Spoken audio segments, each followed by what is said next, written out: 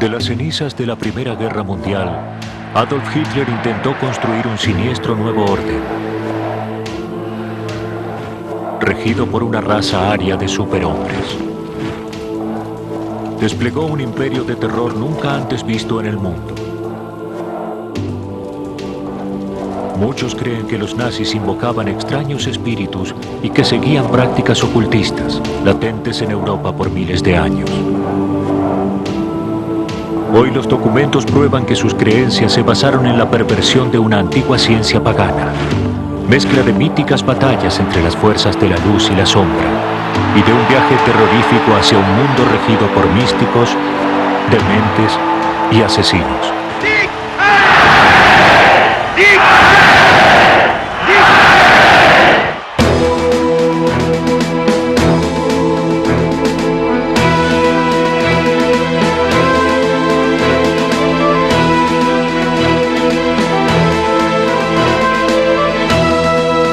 Domingo de Discovery presenta La conspiración nazi, primera parte.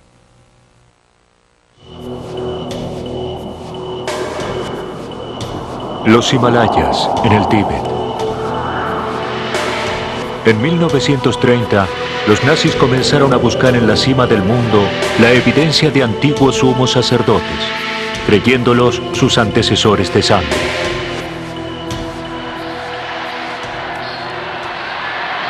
La creencia de los nazis en estos ancestros se orientaba a la fundación de la nueva religión alemana, una religión con Adolf Hitler como su sumo sacerdote.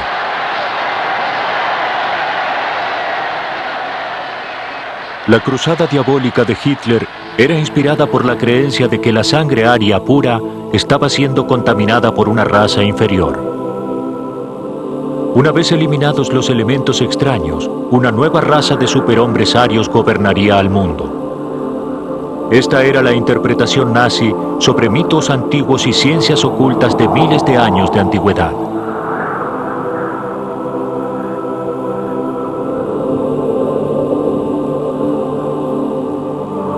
Para probar su superioridad, los nazis no dejarían mito o religión sin explorar, tomando prestada toda creencia que pudiera adaptarse a la causa aria.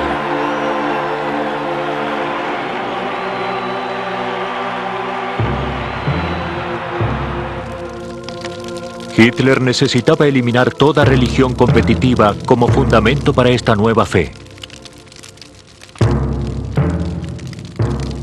No solo utilizó el poder de los mitos, sino que se apropió de rituales cristianos para alcanzar el poder absoluto. Su círculo íntimo, que tenía fuertes vínculos con el ocultismo, lo ayudaría a cumplir su objetivo. Entre ellos se encontraba el diputado Führer Rudolf Hess, cuya correspondencia revela su devoción a la astrología y la predicción a través de las estrellas. El comisionado nazi de filosofía y educación Alfred Rosenberg, quien escribió el libro sobre los principios de la religión nazi. Joseph Goebbels, el ministro de propaganda de Hitler, cuyo diario registra el uso de predicciones a través de las estrellas en la planificación de la guerra contra los aliados. Y Heinrich Himmler, cabeza de la SS y los campos de muerte nazis, cuyos papeles personales revelan que fue el principal ocultista del Tercer Reich y el arquitecto de la nueva religión nazi.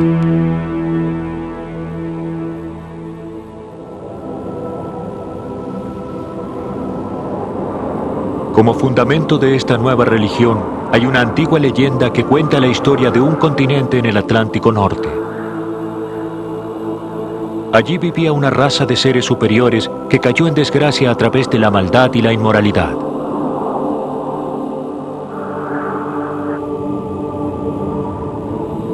Un gran diluvio barrió a estos seres de la faz de la tierra.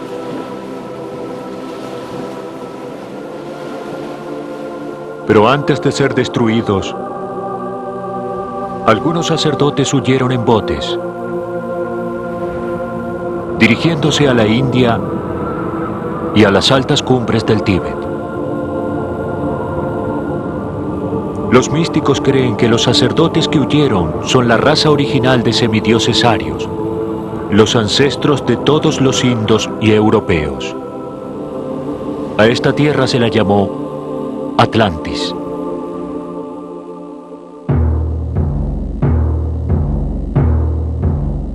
Algunos alemanes sostenían que el mito de Atlantis era una historia real.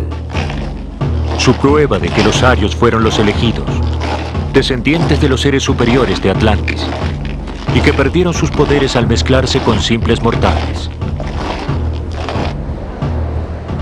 Sobre estas teorías yacen las semillas de la doctrina nazi.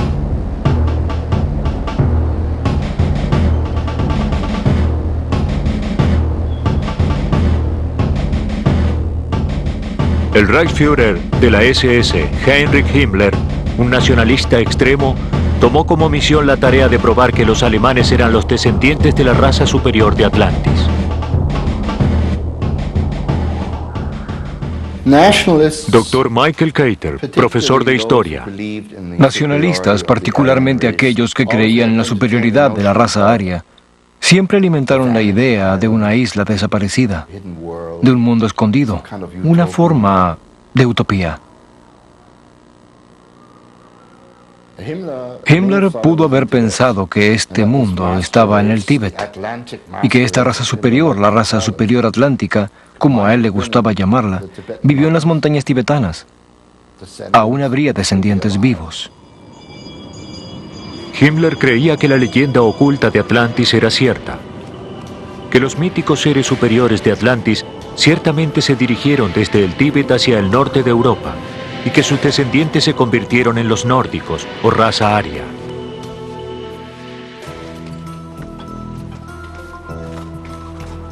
Expediciones dirigidas por Himmler y financiadas por el gobierno fueron enviadas al Tíbet en la búsqueda de evidencia de sus ancestros. Para documentar esta búsqueda, los investigadores nazis filmaron esta película. En 1946, en un interrogatorio de la Armada Americana posterior a la guerra, el científico nazi que lideró una de las expediciones tibetanas describió su primer encuentro con Himmler. Dijo: Himmler mencionó su convencimiento de que la raza nórdica no evolucionó, sino que descendió directamente del cielo para instalarse en el continente atlántico, y de que los antiguos inmigrantes de Atlantis fundaron una gran civilización en Asia Central.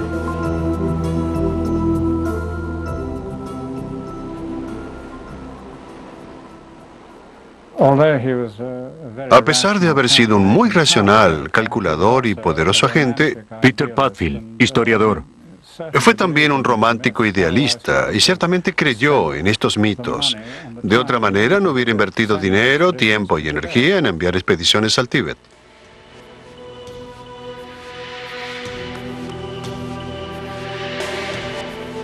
En el Tíbet, las poblaciones eran sometidas a las inspecciones físicas de los investigadores nazis, que buscaba lo que el partido llamaba rasgos físicos arios. Frentes estrechas, extremidades largas y facciones angulares.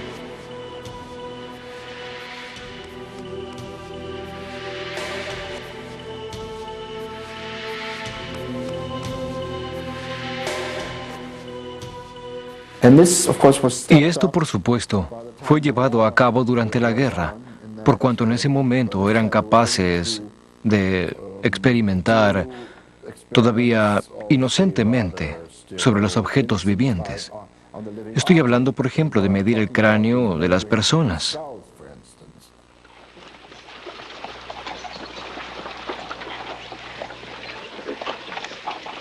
La búsqueda para probar la superioridad de la raza aria pronto giró hacia lo criminal.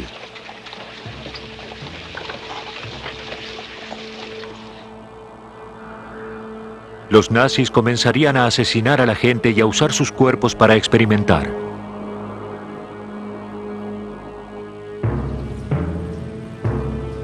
Ellos creían que una vez demostrado que sus ancestros fueron dioses, sería un paso simple recrear esta raza de semidioses arios a través de una reproducción selectiva. J.H. Brennan, autor de El Imperio Oculto.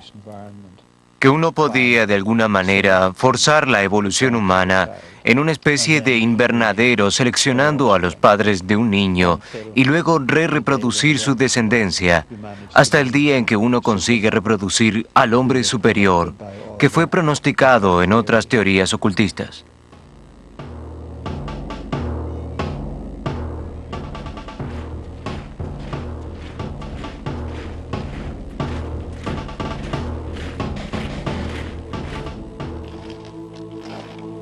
Hitler proclamó: la humanidad se perfecciona un paso cada 700 años y la finalidad suprema es convertirse en los hijos de Dios. Todas las fuerzas creativas serán concentradas en una nueva especie. Será infinitamente superior al hombre actual.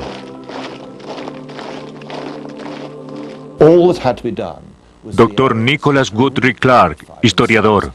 Todo aquello debía ser hecho por los arios para repurificarse, a fin de restaurar sus poderes mágicos y de esa manera restaurar su identidad original de ser los semidioses.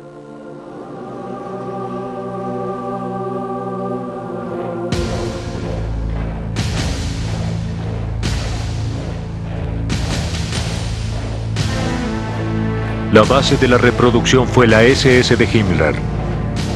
Él reclutó solo a los más fuertes, a los mejor preparados y a los que él consideraba más hermosos jóvenes. Altos, rubios y con ojos azules. Estos futuros guerreros debían ser bien educados y solo de familias de herencia aria pura. La SS había estado formada en general por guerreros altos y bien constituidos.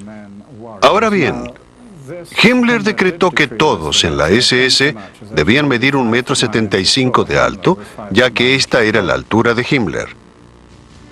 Sumado a la altura, debían tener sangre pura.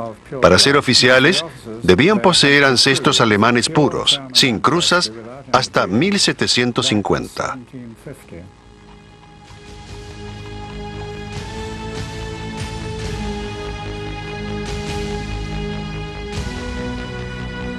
Un 1.300.000 personas que en ese momento formaban parte de la SS de Himmler fueron estimuladas a procrear la mayor cantidad posible de niños, sin importar su estado civil.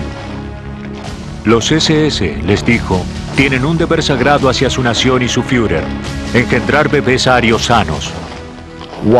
Una de las ideas de Himmler consideraba la poligamia. La única manera en que él podría crear la raza superior más rápidamente fue instituyendo la práctica por la cual los hombres de la SS podrían tener más de una esposa.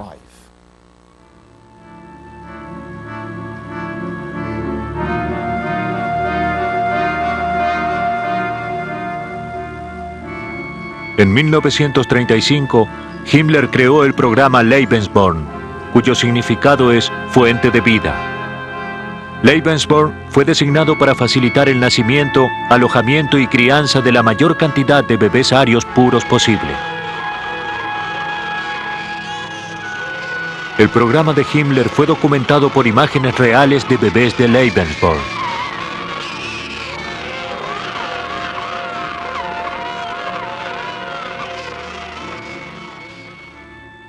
El Lebensborn de la SS proveía condiciones en las cuales jóvenes muchachas podían ser inseminadas por los hombres de la SS. Él sugería que aquellas jóvenes muchachas arias de Alemania que no habían sido capaces de conseguir novio o marido no debían privarse del placer de la maternidad.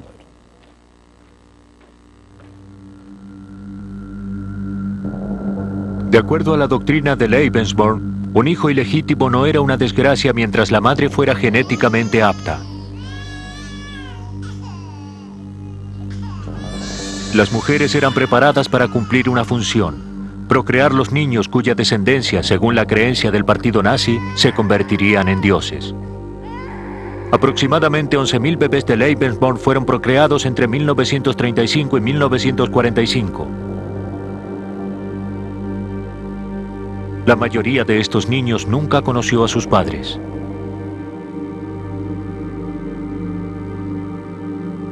El periódico semanal de la SS declaró: solo cuando el número de cunas exceda al número de féretros, podremos esperar con gran regocijo un futuro mejor.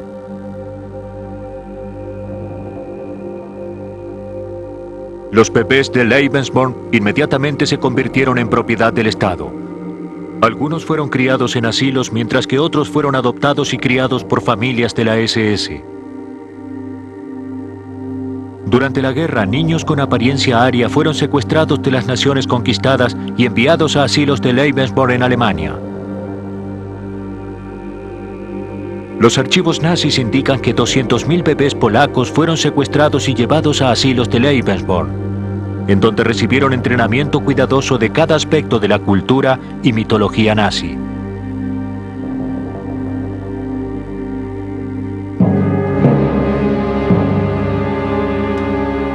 Mucho antes de que Hitler llegara al poder, estas creencias racistas ya prosperaban. Había muchas organizaciones en Alemania y Austria alrededor de la Revolución del Siglo, que combinaba ideología racista con prácticas ocultistas. Pero sus ideas se volvieron populares al finalizar la Primera Guerra Mundial.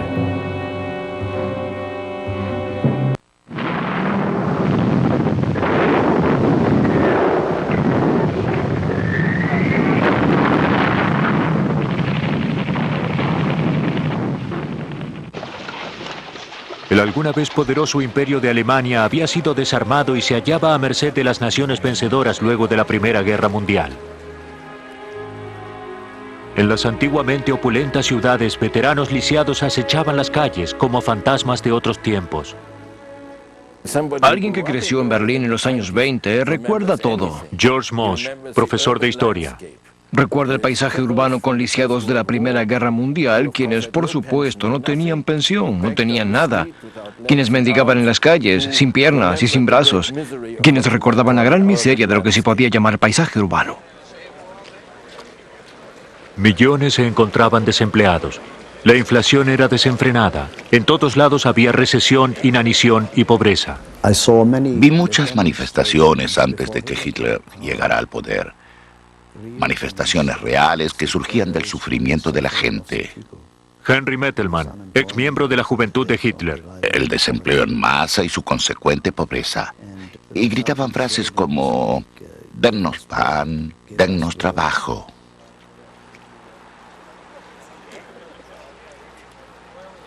La gente buscó un chivo expiatorio. El temor y la desconfianza hacia los extranjeros se intensificó. Ambos extremos del espectro político pujaban por la lealtad del pueblo alemán.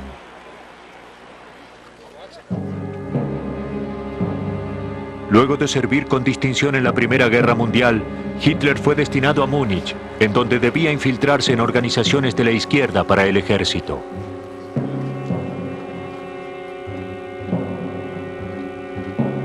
Un hecho cambiaría el curso de su vida. Se infiltró en una organización, un club político llamado Partido Obrero Alemán. Pero lejos de ser la organización comunista que su nombre implicaba, el partido resultó ser de extrema derecha. A Hitler le gustó lo que oía, pasó a formar parte y finalmente lideró la organización. Un desilusionado veterano de guerra llamado Rudolf Hess asistió a una temprana reunión política en donde habló Hitler. Wolf Hess, hijo de Rudolf Hess. Y volvió a casa rápidamente, se levantó y dijo: «Hey, vi a alguien esta tarde. Él llevará nuevamente a Alemania al lugar que tenía antes de la guerra. Este es el único hombre capaz de hacerlo». Hess estaba convencido de que el orador dinámico que había oído era el largamente esperado Mesías vaticinado en los círculos ocultistas de Alemania. Con el filósofo racista Alfred Rosenberg, Hess fue partidario de uno de los grupos más prominentes, la Sociedad de Tull, que activamente buscaba un Mesías alemán y estaba dedicada a revivir la llamada raza superior aria. Sus miembros practicaban la astrología, el culto al sol y otras ciencias ocultistas, pensando que esto los ayudaría a alcanzar su meta.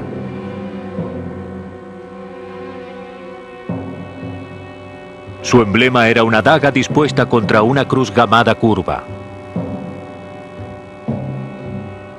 La sociedad financió el Partido Obrero Alemán de Hitler, ya que entre sus miembros se encontraban algunos de los ciudadanos más ricos y poderosos de Múnich.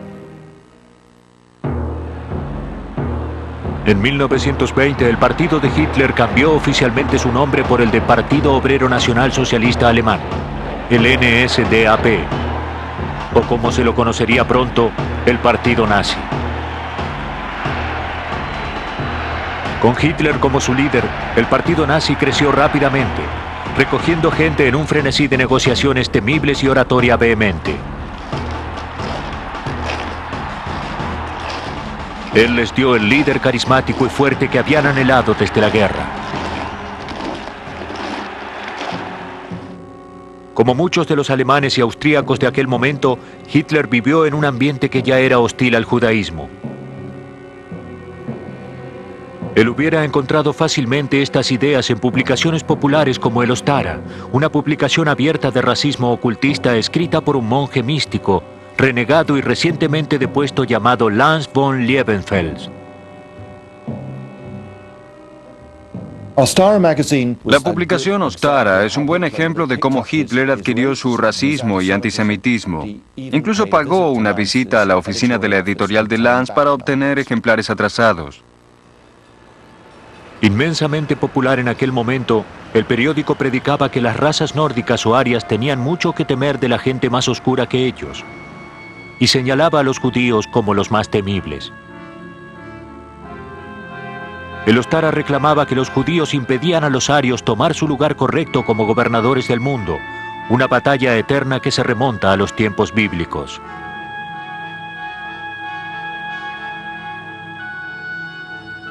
Los titulares decían: ¿eres rubio? Entonces estás en problemas. Por ello deberías leer Ostara, publicaciones para rubios y para el movimiento de derechos masculinos. La publicación esbozaba lo que se transformaría en la vista del mundo nazista: selección racial, Lebensborn e incluso los campos de muerte nazis. Con estas ideas afianzadas, las teorías sobre la raza desarrolladas por Hitler estaban listas para ser llevadas aún más lejos. Esta vez por el partidario de la Sociedad de Tull, Alfred Rosenberg, el filósofo y ocultista racista que se convertiría finalmente en la voz del Führer en temas espirituales. En su libro El mito del siglo XX, Rosenberg reinventó la historia alemana y exhibió los fundamentos del nuevo credo nazi: la religión de la sangre. Él veía la sangre con un sentido religioso. Mark Weitzman, director del centro Simon Wiesenthal. La iglesia debía ser una iglesia de la sangre, más que una iglesia de fe o de credo. La sangre entrelazó a las razas nórdicas. Para Rosenberg, sangre, origen racial e identidad racial se convirtieron en características claves de esta nueva ideología.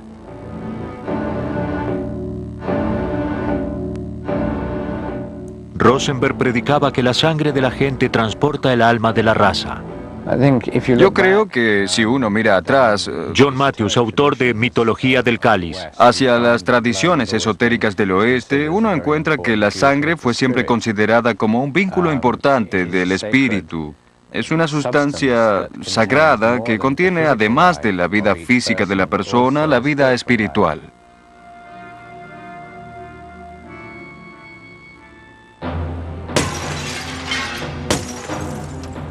El mito nórdico reemplazó a la Biblia cristiana como fundamento de la nueva religión nazi.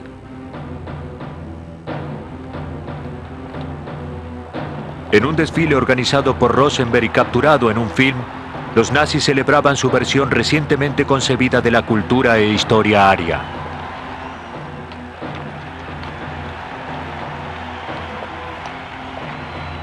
Rosenberg escribió: hoy un nuevo mito está asomando, el mito de la sangre. La creencia de que debe defenderse la buena esencia a través de la sangre. Hitler llevó la idea de Rosenberg más allá cuando escribió: las antiguas creencias se recuperarán para ser honradas nuevamente.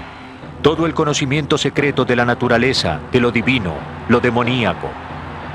Lavaremos la apariencia cristiana y traeremos una religión característica de nuestra raza.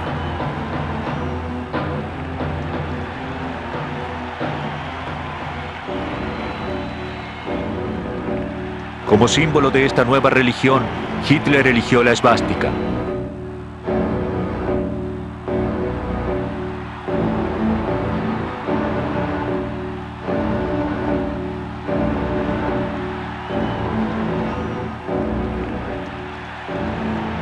La cruz esvástica puede encontrarse en muchas culturas diferentes por todo el mundo a través de la historia. En tiempos antiguos era símbolo de la buena suerte en China y actualmente continúa siendo un emblema religioso para la fe hindú y budista. Nigel Pennick, autor de Ciencia Pagana. Fue llevada en sus escudos por los caballeros como protección mágica y también tuvo conexiones no cristianas. Representaba el martillo de Thor, y Thor fue el dios del trueno y el poder, y así un tipo de dios patriarcal muy masculino. La puja por el poder por parte de Hitler comenzó el 9 de noviembre de 1923, cuando intenta derrocar al gobierno bávaro. Liderando un ejército privado llamado Caballería de la Tormenta, emprendió un ataque sorpresa a la sala en donde se encontraban los líderes del gobierno. Con Hess y Rosenberg de su lado, Hitler anunció descaradamente la formación de un nuevo gobierno. Luego tomó las calles con 3.000 soldados de la Caballería de la Tormenta marchando a través de Múnich. Fueron confrontados por la policía. Hubo disparos y 16 hombres de Hitler fueron asesinados. Fue un golpe fallido, pero en los 10 años previos a que Hitler tomara el poder, estos 16 hombres se convertirían en mártires. En aquel momento llevaban una bandera esvástica, y esta especie de caída y la sangre de los muertos quedaron asociados a ella. Y surgió un nuevo rito. Ninguna nueva bandera o ningún nuevo estandarte tenía poder hasta que Hitler los tocaba con esta bandera.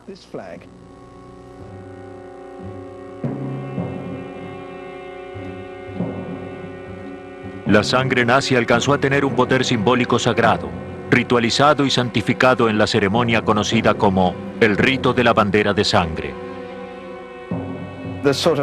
Una especie de poder mágico de la sangre de los nazis muertos era transmitida a cada bandera nazi y de esa forma santificada.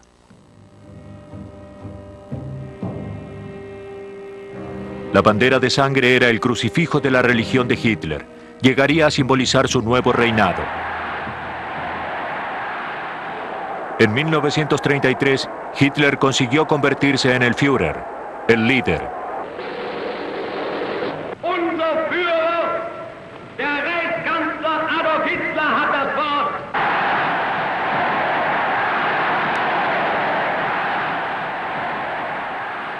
Un título que llegaría a resonar con connotaciones religiosas como el ungido o incluso el Mesías. Había llegado el momento de Hitler.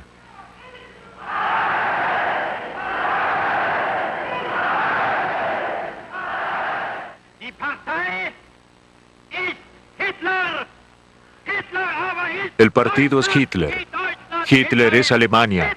Y Alemania es Hitler.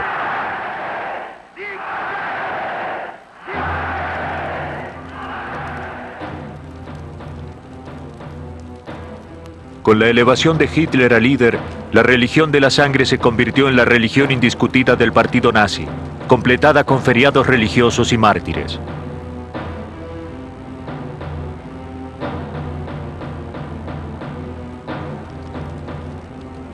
El ministro de propaganda Goebbels organizó un ritual en el cual los 16 héroes nazis fueron honrados como mártires del Reich. Quienes murieron fueron resucitados y luego alcanzaron la vida eterna. Goebbels aseguró que todo alemán participara en la ceremonia, transmitiéndola a través de altoparlantes ubicados en cada esquina en todo el país. Parte del mensaje decía: en la noche de los muertos marcharon. A medianoche, una representación ceremonial y mística, el nacimiento del Reich. Ellos lucharon, murieron y son vencedores, así como fue fundado el Tercer Reich.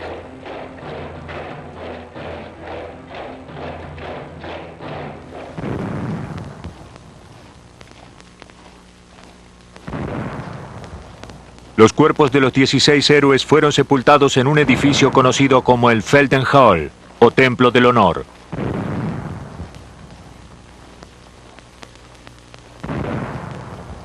Se convertiría en un santuario nazi. Durante esta ceremonia anual se gritaban los 16 nombres y voces anónimas respondían al llamado de la lista de héroes, como si los muertos marcharan en espíritu con los vivos. Con los rituales de su nueva religión en su lugar, Hitler liberó el siguiente paso de su plan.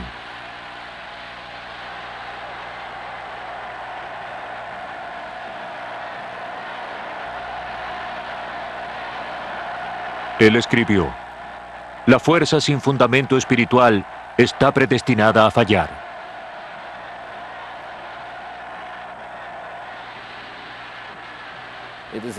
Es un nacionalismo que lo determina todo. El estilo de vida, los pensamientos, absolutamente todo.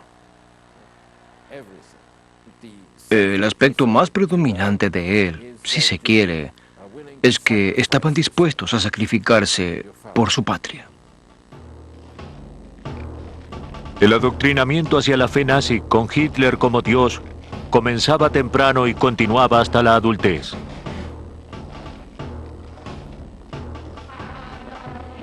Adolf Hitler es nuestro salvador, nuestro héroe.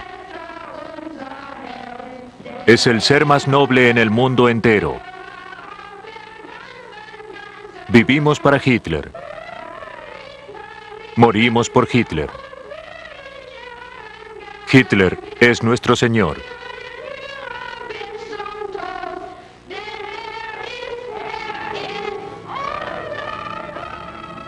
En 1933 el partido se hizo cargo de todas las organizaciones juveniles de Alemania.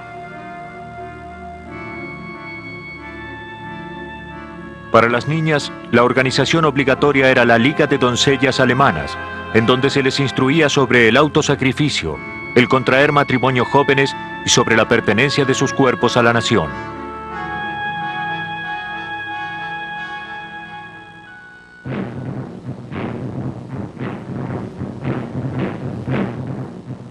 Los niños de 10 años de edad se convertían en miembros de la juventud alemana.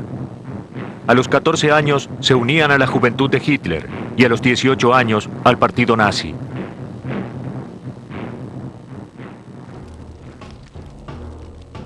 En cada etapa eran instruidos sobre el credo nazi de los rituales de la sangre sagrada, la superioridad racial y la lealtad a Hitler, incluso hasta la muerte. Yo estuve en la juventud de Hitler hasta mis 18 años. Fuimos instruidos y yo creía en ello, ya que era grandioso luchar por nuestro país y, si era necesario, morir por nuestro país. Esta película muestra una manera de cómo los nazis inculcaban este ideal. Un hombre de la guerra visita un campamento de la juventud de Hitler.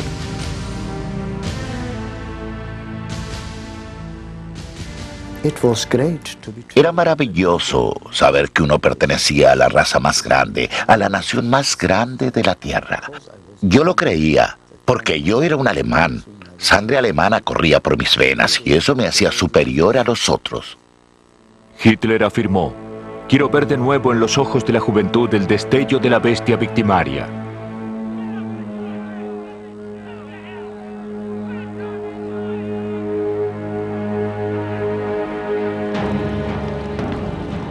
La juventud de Hitler cantaba una canción de muerte. Estamos elevándonos para enfrentar tormentas de batalla.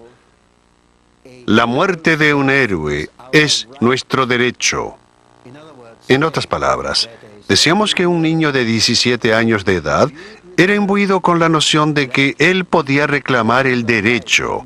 Debía ser dado a él de entregar su vida, de morir por su Führer y su patria. Tú no eres nada. Tu nación, tu raza lo es todo.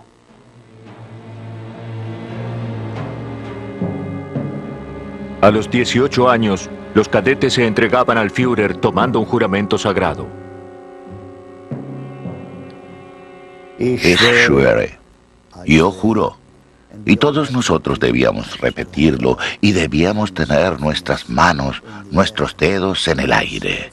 Servir al Führer, al Volk, el pueblo y a la patria. Servir al Führer, al Volk y a la patria como un gran murmullo en el lugar, hasta la última gota de nuestra sangre.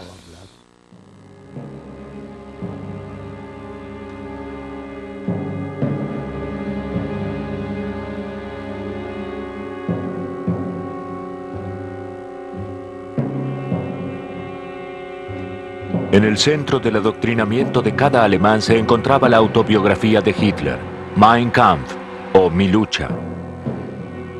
En él resumía la filosofía de los planes para un reinado nazi por 1000 años. Mein Kampf se convirtió en la Biblia nazi. Henry Mettelmann, antiguo miembro de la juventud de Hitler. Yo pensaba que era el libro más grandioso jamás escrito. La Biblia no era nada comparada con él. Y aún puedo citarlo, aunque lo haya leído hace más de 60 años. En conjunto con Mein Kampf, los principios de la religión de la sangre comenzaron a formar la base de la política nazi. Se promulgaron leyes sobre esterilización obligatoria. Incluso los arios eran investigados sobre enfermedades hereditarias. Enfermedades que iban desde tuberculosis y epilepsia hasta alcoholismo y depresión eran causas para la esterilización automática. Más de 400.000 alemanes sufrieron este destino.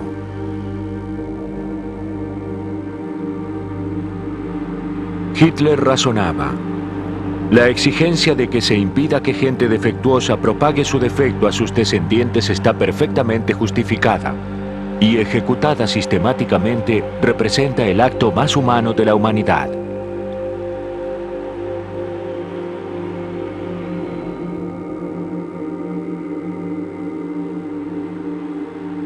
Se registraban a los niños con problemas de salud al nacer. Si sus problemas persistían, doctores nazis secretamente les administraban inyecciones letales, diciendo luego a sus padres que habían muerto por causas naturales. Se instituyó un programa de eutanasia para los enfermos físicos y mentales. Películas de propaganda afirmaban que estos eran actos de benevolencia, ya que se liberaban almas de cuerpos atormentados. Para 1935, Hitler había creado las leyes de sangre, que sostenían como acto criminal que un alemán puro se casara o incluso tuviese relaciones sexuales con un judío. Los judíos alemanes fueron despojados de sus derechos como ciudadanos. Pero lo peor aún estaba por llegar. Purificar la sangre aria era solo la mitad del plan demoníaco de Hitler. Solo quedaba un obstáculo para limpiar el camino hacia la última etapa de la evolución humana y así asegurar la llegada del milenio ario. La existencia de los no arios.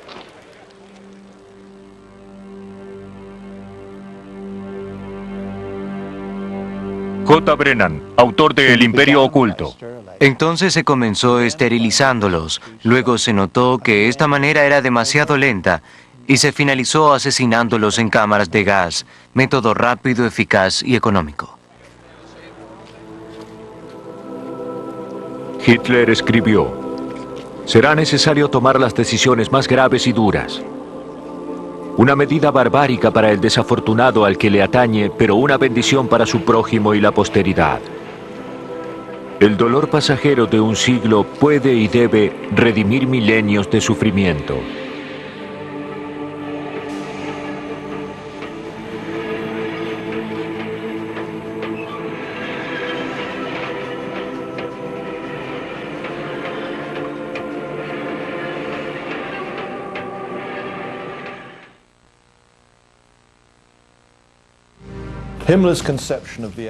La concepción de la SS por Himmler no fue nada menos que la creación de una nueva élite de raza sanguínea para el orden nazi en Europa. En cada etapa se recordaba constantemente que la SS era nada menos que una élite guerrera cuyos valores de rigor y coraje militar eran absolutamente centrales a su existencia.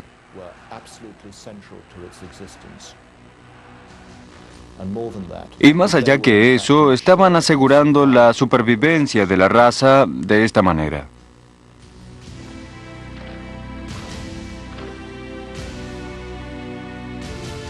Himmler era católico de nacimiento, pero cuando conoció a Hitler, era efectivamente un ocultista confeso. Es difícil para nosotros, después de todo, Peter Padfield, historiador. vincular a este hombre, quien ciertamente creía en Dios, con un hombre que fue un maestro de la máquina de asesinar en Alemania.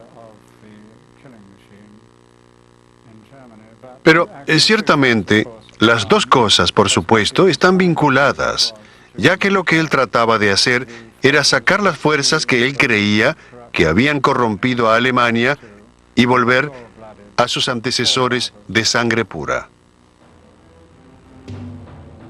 Himmler trajo una gama de diversas influencias a su idea de la SS, incluyendo la religión hindú. Según se dice, él viajaba durante la guerra con una copia del Bhagavad Gita, un libro sagrado de la religión hindú. Cuenta la historia de una gran batalla en el campo de la justicia entre las fuerzas del bien y el mal.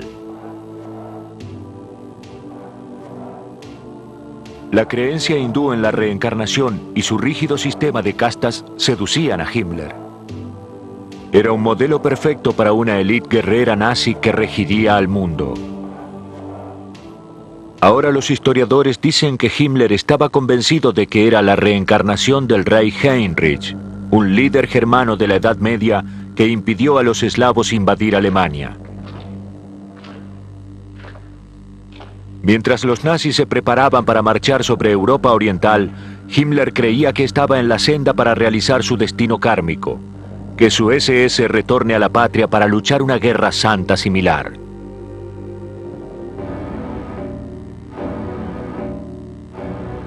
Himmler modeló su SS según la orden de los caballeros teutones del siglo XIII, que mataban y esclavizaban a la gente que vencían.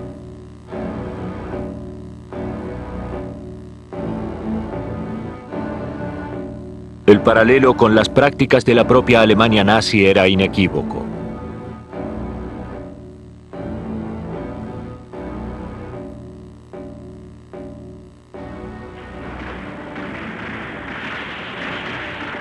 La SS del Reichsführer intentaba reinstalar el sistema feudal en el que habían vivido los caballeros.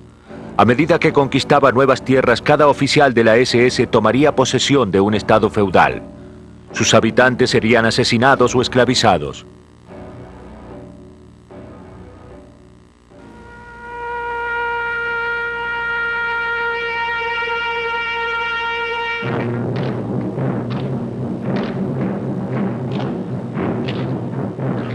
Como los caballeros teutones, Himmler convirtió muchos antiguos castillos en escuelas de entrenamiento de la SS, centros militares y religiosos.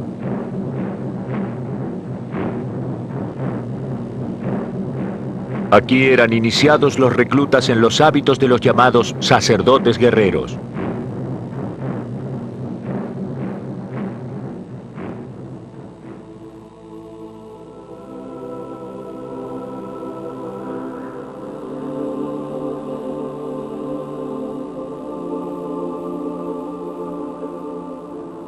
En 1934, Himmler eligió a Wewelsberg como su castillo personal. Se convirtió en un centro sagrado para los más selectos caballeros de la élite de la SS. Himmler eligió Wewelsberg porque su ocultista o guía espiritual le dijo que este sería el punto fuerte mágico de la resistencia alemana hacia un gran ejército del este y que habría una gran batalla allí y las hordas orientales serían rechazadas. Himmler tenía grandiosos planes para su castillo medieval en Wewelsberg. Pero esto requería de una prodigiosa fuerza de trabajo. Para asegurarse el suministro de esclavos, construyó cerca un campo de concentración. Desde 1939 hasta 1945, 4.000 prisioneros trabajaron en el castillo de Himmler. Casi un tercio de ellos murió trabajando allí.